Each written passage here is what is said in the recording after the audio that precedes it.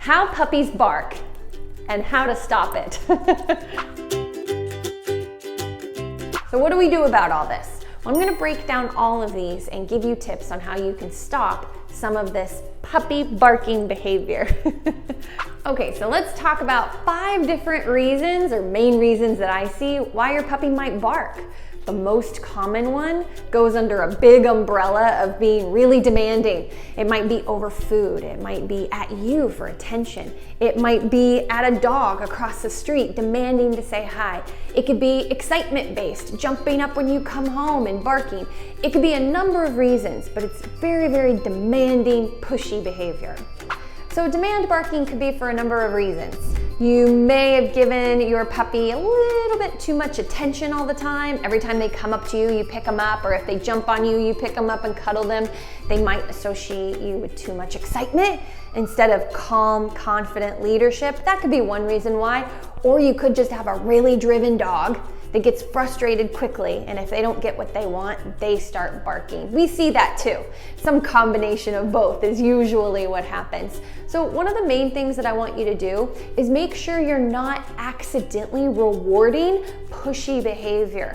So if your puppy runs up to you, jumps up on you, and you catch yourself leaning down to pet, I would stop doing that right away, because you're letting your puppy kind of give you a command to touch them. They're invading your space, and then you give them a reward. So it makes them think that they can get things whenever they want. So little things like that might be happening in the house. Are they always telling you when they want to go outside? Are they always picking up a toy that's on the floor and bringing it to you, and then you play with them? So it accidentally makes the puppy feel like they control their day. They kind of do what they want when they want. And it makes that shift of power in their favor. And so then it makes it really hard to get them to stop barking if they're demanding dinner, right? So that's one of the things I just want you to keep in mind. The other thing is honestly to just start practicing with your puppy food work. So you want to really have this association, or I should say relationship, with your puppy where they're looking to you for things all the time. They're always lifting their head up to look at you. What are you going to do with me today? What are we going to do right now? Sit, food. Oh, that's fun.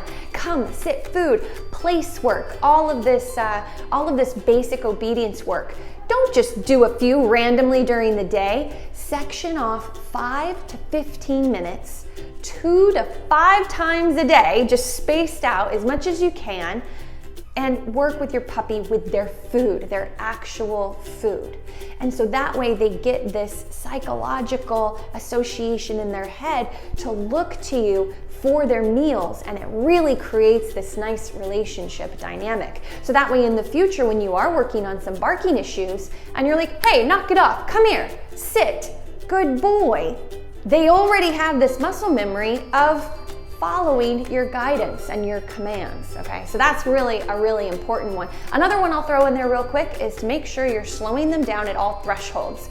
Playpen threshold, front and back door, crate threshold. These are all spatial points, right? Where a door opens and they get to go through it. Well, they need to wait for permission first. Even an 8-week-old puppy that doesn't know how to sit, I can very gently use the door spatial pressure on the crate or the playpen.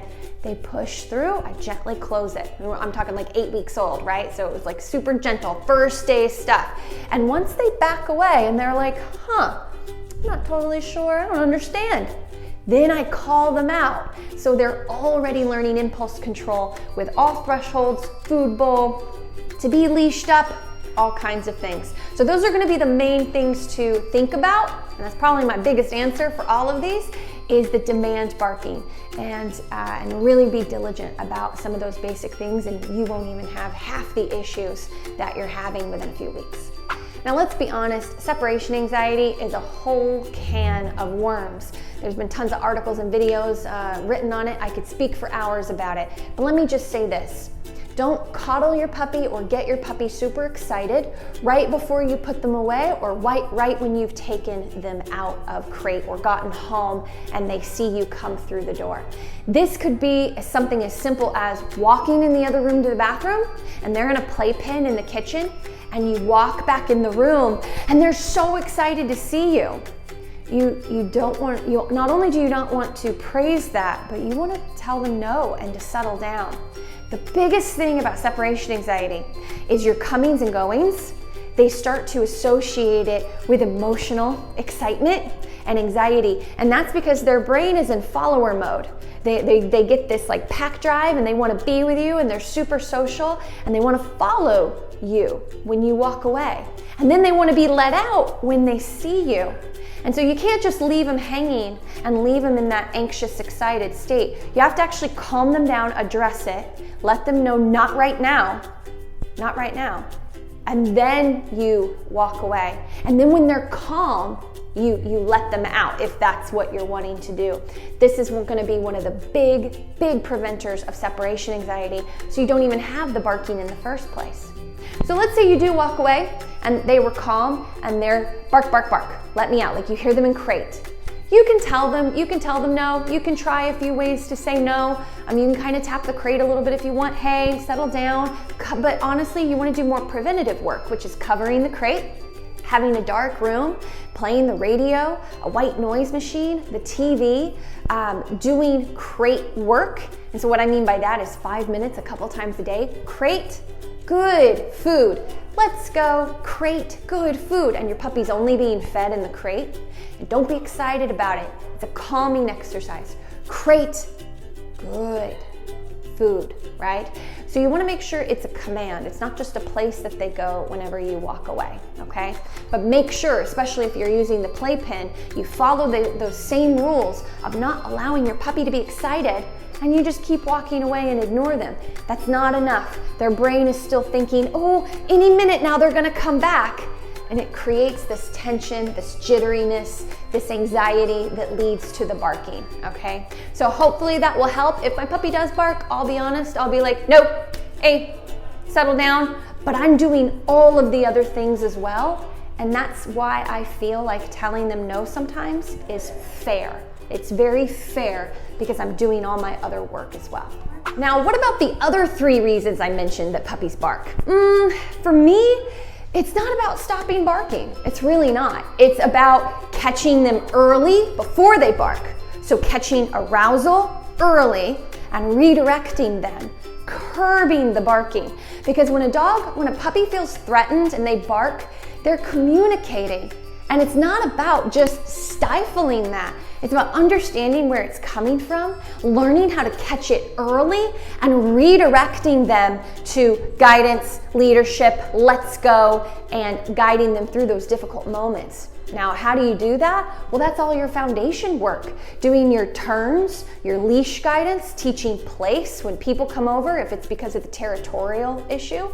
Territorial instincts come so naturally to dogs. Now, I don't want it out of control barking. I'm not saying that that's okay, but I do want you, instead of thinking, if you have a 5-month-old puppy that's barking, instead of thinking, how do I just stifle this and stop it?